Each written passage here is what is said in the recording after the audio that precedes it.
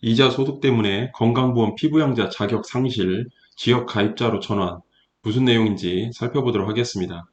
먼저 피부양자 자격의 인정 기준 중 소득 및 재산 요건을 살펴보도록 하겠습니다.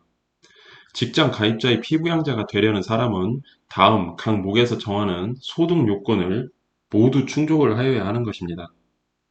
먼저 소득의 합계액이 연간 2천만 원 이하일 것이며 이 소득에는 이자, 배당, 사업, 근로, 연금, 기타 소득이 포함되겠습니다. 그리고 두 번째, 사업 소득이 없을 것. 다만 피부양자가 되려는 사람이 다음의 어느 하나에 해당하는 경우 해당되는 사업 소득 요건을 충족을 하면 사업 소득이 없는 것으로 본다고 되어 있습니다. 사업자 등록이 되어 있지 않은 경우에는 사업 소득이 연간 합계액이 500만 원 이하일 것, 500만 원 이하이면 사업자 등록이 되어 있지 않아도 사업 소득이 없는 것으로 보는 것입니다. 그러나 여기에서 주의할 것은 주택 임대 소득이 있는 경우에는 제외되는 것이기 때문에 주택 임대 사업을 하고 있는 경우 사업자 등록을 하지 않았더라도 일원이라도 발생을 하게 되면 이것은 사업 소득이 있는 것으로 보는 겁니다. 계속해서 보도록 하겠습니다. 장애인으로 등록한 사람, 국가유공자 등으로서 상위 등급 판정을 받은 사람, 보훈 보상 대상자로서 상위 등급 판정을 받은 사람인 경우 사업 소득의 합계액이 연간 500만 원 이하일 것, 피부양자가 되려는 사람이 주택 재건축 사업으로 발생한 사업 소득을 제외하면 감옥 및 남옥의 요건을 충족하는 경우 관계 자료에 의하여 공단이 인정하는 경우에는 감옥 및 남옥의 요건을 충족하는 것으로 봅니다. 여기에서 감옥 및 남옥은 앞에서 살펴본 바와 같이 소득의 합계액이 연간 2천만 원 이하일 것과 사업소득이 없을 것이 되겠습니다. 피부양자가 되려는 사람이 기혼자인 경우에는 부부 모두 감옥부터 다목까지 요건을 충족을 하여야 하는 것입니다. 한 사람이라도 충족이 되지 않으면 안 되는 것입니다. 다음, 직장 가입자의 피부양자가 되려는 사람은 각 목에서 정하는 재산 요건 중 어느 하나에 해당하여야 하는 것입니다. 다음의 어느 하나에 해당할 것으로 되어 있는데 그 내용은 재산세 과세 표준의 합이 5억 4천만 원을 초과하면서 9억 원 이하이고 이 경우에는 소득의 합계액이 연간 1천만 원 이하일 것. 두 번째, 재산세 과세 표준의 합이 5억 4천만 원 이하일 것으로 되어 있습니다.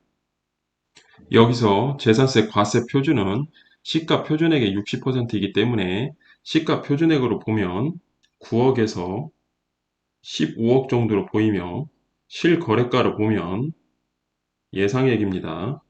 13억에서 21억 사이가 되겠습니다. 재산세 과세 표준 5억 4천만 원을 초과를 한다면 여기에서는 5억 5천만 원으로 가정을 하겠습니다.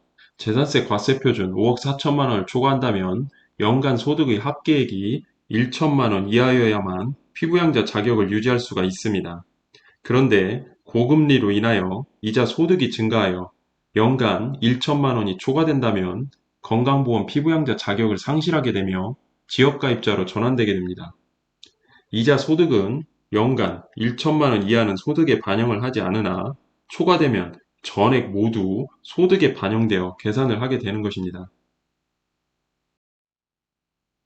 예를 들어 이자 3% 상품의 여유자금을 예금하였다면 3억 3천만 원 곱하기 3% 990만 원이 나오고 3억 4천만 원이면 3% 적용하면 1020만 원이 나오면서 건강보험료가 연간 약 270만 원 정도가 증가하게 되는 것입니다. 예를 들어 4% 이자 상품에 여유자금을 예금하였다면 2억 5천만 원 곱하기 4% 1천만 원이 나오는 것이고 2억 6천만 원 곱하기 4%는 1040만 원이 되면서 건강보험료 연간 약 270만 원이 증가하게 되는 것입니다. 1000만 원 이하까지는 소득에 반영을 하지 않기 때문에 그대로 이자 소득이 되겠습니다. 여기에 연금 소득까지 있다면 2,200만 원으로 가정을 하겠습니다. 연금 소득까지 있다면 건강보험료가 연간 약 270만 원 플러스 약 90만 원이 더해지면서 약 360만 원이 증가하는 것으로 보입니다. 장기 요양보험료까지 포함하여 계산을 하면 연간 약 400만 원 정도가 증가할 것으로 보입니다.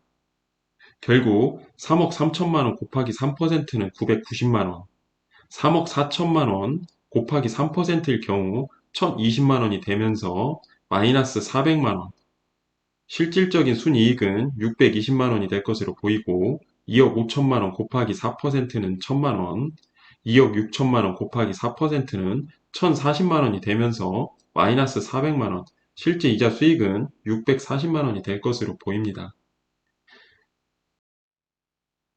결론적으로 고금리로 인하여 건강보험 피부양자 자격 상실이라는 결과를 가져올 수 있는 시대가 되었고 지역 가입자로의 전환은 이익에 대한 손실을 가져오는 결과가 되었습니다. 여유 자금을 어디에 어떻게 투자해야 하는지 고민을 해야 할 필요가 있겠습니다. 여러 클라이언트와 상담을 하다 보면 이번 사례와 같은 경우가 많이 있고 무작정 예금액을 줄이거나 금리가 낮은 상품을 선택할 수는 없습니다. 비과세 상품을 이용하거나 과세 시기를 조절할 수 있는 상품을 이용하여 최대한 미룰 수 있도록 설계되어져야만 하겠습니다. 비과세 혜택 축소로 인하여 납입 금액의 제한을 많이 받고 있지만 그보다 중요한 것은 과세 이연이 아닐까 생각합니다. 현장에서 비과세 한도만을 이야기하시는 분들이 많으신데 해당 상품들의 특징을 잘 파악하여 과세 시기를 조절할 수 있도록 컨설팅 되어진다면 긍정적인 방향으로 진행될 것으로 보입니다.